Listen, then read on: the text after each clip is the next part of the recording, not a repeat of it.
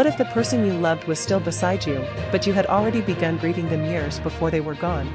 That is the painful reality Sandra Bullock says she lived through while caring for Bryan Randall during his private battle with ALS. Nearly 3 years after Randall's death, Bullock is finally opening up about what happened behind closed doors, and her story reveals just how much she was carrying while almost nobody knew. Bullock recently spoke about Randall's death on the SmartLess podcast, explaining that she felt safe enough with hosts Jason Bateman, Will Arnett, and Sean Hayes to finally tell a story she had spent years keeping private. Randall died on August 5, 2023, at age 57, after a 3-year battle with amyotrophic lateral sclerosis, better known as ALS. His family had previously confirmed that he had chosen to keep the illness private, and Bullock says she honored that request even when doing so came at an enormous personal cost.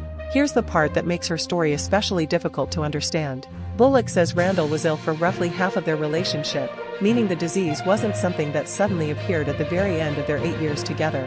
The couple had begun dating in 2015 after Randall, a photographer, was hired to photograph Bullock's son Lewis at his birthday party. Over the years, they built a blended family, with Bullock raising Lewis and Layla alongside Randall and his daughter. But while the outside world saw a famous actress protecting her private life, Bullock was living through something much more complicated. She says Randall specifically asked her not to reveal his diagnosis, and for a long time, even people close to her didn't know what was happening. She says her sister was the only person who knew for a while, and she was afraid that speaking publicly could violate Randall's wishes or somehow cause harm because of the attention surrounding her career. And then came the COVID-19 pandemic. Bullock was trying to protect a child with severe asthma while also navigating a frightening medical mystery inside her own home. She explained that ALS isn't typically diagnosed with one simple test. Doctors have to evaluate symptoms and rule out other conditions, sometimes through a lengthy process involving neurological exams, imaging and other testing. The ALS Association confirms that there is no single test that definitively confirms ALS, and that diagnosis can take time because other diseases can produce similar symptoms. That uncertainty added another layer to an already overwhelming situation. Bullock says her children could see what was happening even though the family was trying to keep the diagnosis private. She described becoming intensely vigilant, worrying not only about Randall's condition but also about keeping caregivers and nurses in place and figuring out how to manage everything from medical care to pain management. For someone who had spent much of her life in front of cameras, this was a crisis she couldn't publicly explain.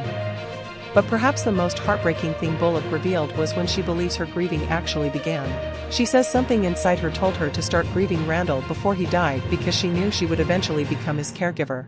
In her words, the person she knew had, in some ways, left before his body did.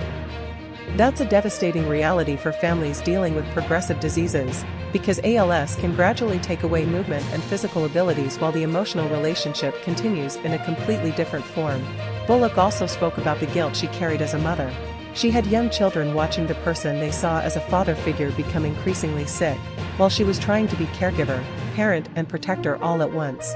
She worked with child therapists to help her children process what they were seeing, and she says it took years before she felt she had finally begun working through her own emotions. Randall's family had asked for privacy when he died, thanking the doctors and nurses who cared for him and asking for space to grieve. Now Bullock's decision to speak isn't about revealing a secret for the sake of publicity.